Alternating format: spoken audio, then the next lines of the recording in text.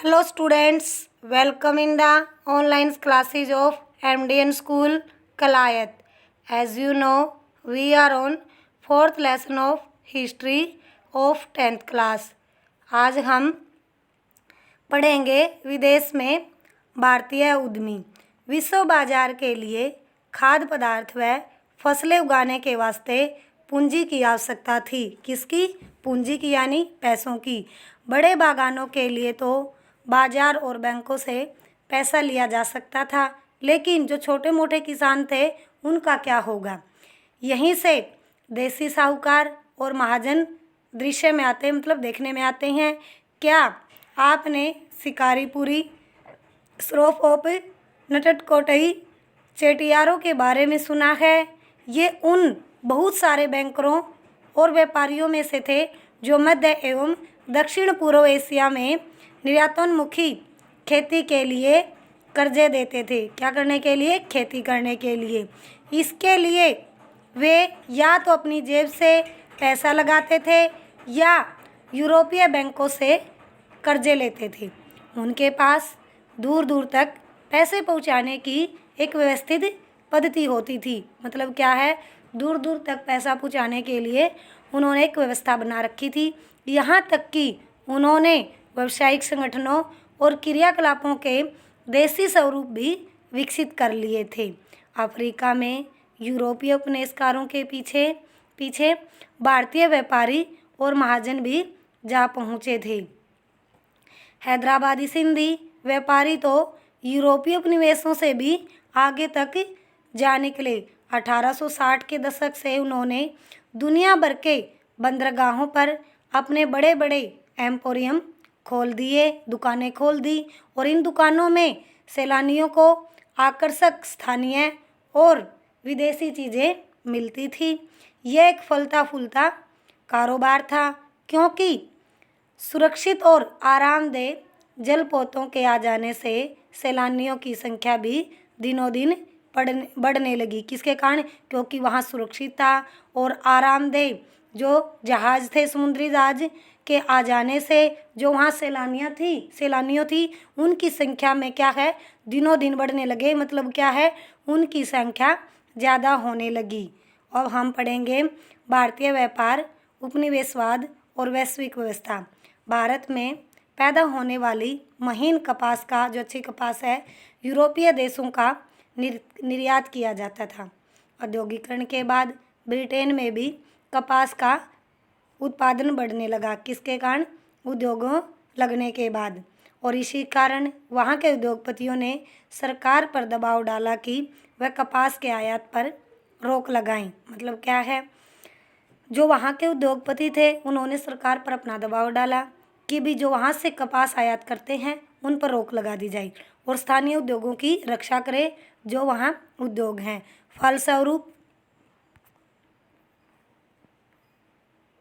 Britain में आयातित कपड़ों पर सीमा शुल्क थोप दिए गई। मतलब जो कपड़ा आयात करते थे उन पर क्या है? शुल्क लगा दिए, कर लगा दिए और वहाँ महीन भारतीय कपास का आयात कम होने लगा। किसके कारण? सीमा शुल्क लगने के कारण।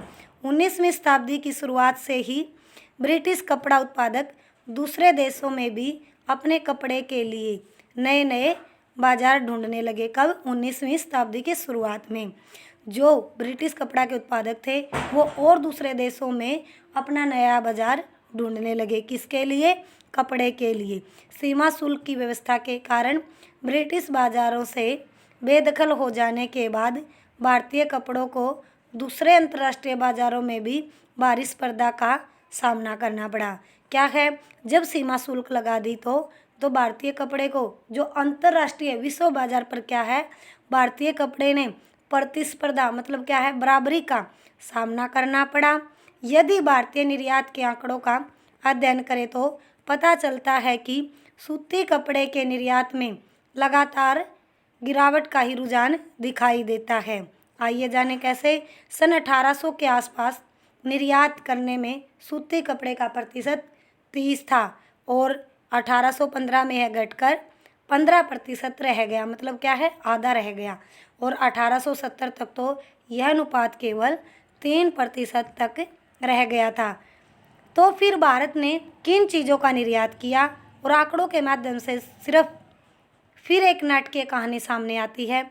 जो निर्मित वस्तुएं हैं, जो वस्तुएं बनाई जाती थी भारत में, उनका निर्यात घटता जा रहा था, और उतना ही तेजी मतलब किसका, जो कच्चे माल का निर्यात बढ़ता जा रहा था, और जो भारत ने जो वस्तुएं बनाई थी उनका निर्यात घटता जा रहा था।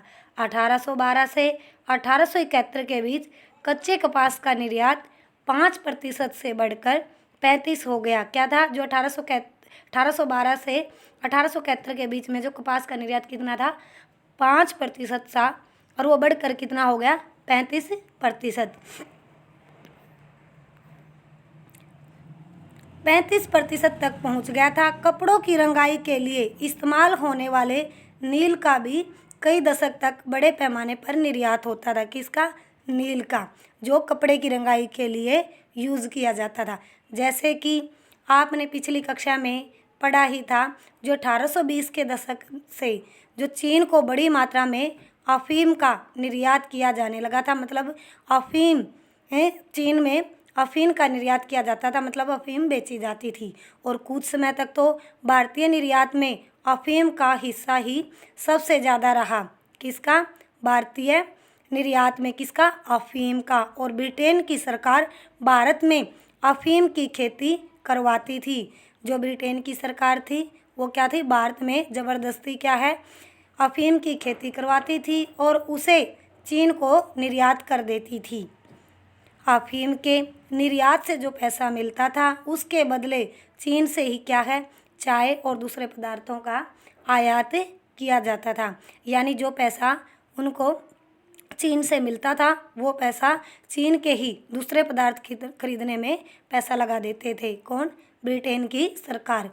19वीं शताब्दी में भारतीय बाजारों में ब्रिटिश औद्योगिक उत्पादों की बाढ़ सी आ गई। किसके, जो ब्रिटिश औद्योगिक उत्पाद थे, जो बहुत सारी ब्रिटिश से बनकर उत्पाद यानी वस्तुएं भारत के बाज़ारों में एक बाढ़ की तरह आ गई थी। और भारत से ब्रिटेन और शेष विश्व को भेजे जाने वाले खाद्यान्न व कच्चे मालों के निर्यात में इजाफा हुआ, मतलब क्या है, कमी हुई। और ब्रिटेन से जो माल भारत भेजा जाता था उसकी कीमत भारत से ब्रिटेन भेजे जाने वाले माल की कीमत से बहुत ज़्यादा होती थी। कहने का अर्थ है, जो माल भारत का ब्रिटेन में जाता था वो कम कीमत पर लिया जाता था, और जो ब्रिटेन से माल भारत आता था उसकी कीमत बहुत ज़्यादा होती थी।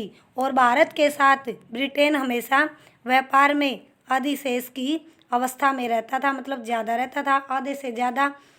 और ब्रिटेन इस मुनाफे के सारे दूसरे देशों के साथ होने वाले व्यापारिक घाटे की भरपाई कर लेता था। जब ब्रिटेन दूसरे देशों के साथ व्यापार करता था उसमें जो घाटा होता था और जो भारत से उसे मुनाफा होता था, उस व्यापारिक घाटे की ब्रिटेन भरपाई कर लेता था, मतलब क्या है, उस घाटे को पूरा कर लेता था। और बहुपक्षीय बंदोबस्त ऐसे ही काम करता है जो चारों तरफ व्यापार करते हैं।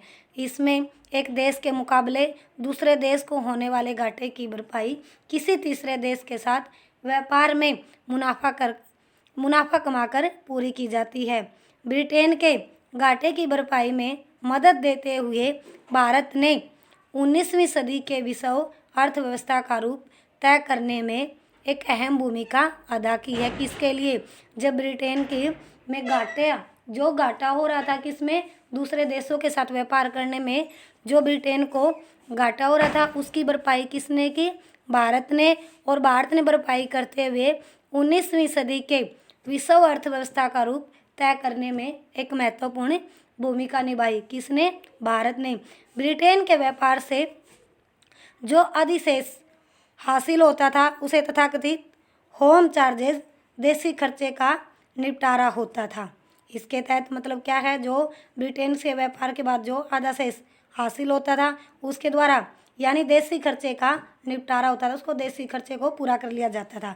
इसके तहत ब्रितानी अफसरों और व्यापारियों द्वारा अपने घर में भेजी गई निजी रकम भारतीय बाहरी कर्जे पर ब्याज और भारत में काम कर चुके ब्रितानी अफसरों को पेंशन शामिल होती थी। मतलब क्या है, जो भारत में काम करते थे कौन, ब्रितानी अफसर, उनको पेंशन दी जाती थी। और जो भारतीय बाहरी कर्जे पर ब्याज होता था उसको सबको क्या है, इसी से पूरा कर लिया जाता था, किसे, भारतीय मुनाफे से। थैंक यू स्टूडेंट्स, आज हम यहीं तक पढ़ेंगे और आज आपका होमवर्क होगा कोई 3 स्मॉल क्वेश्चन फ्रेम करेंगे। Thank you students, have a nice day. घर पर रहें, सुरक्षित रहें।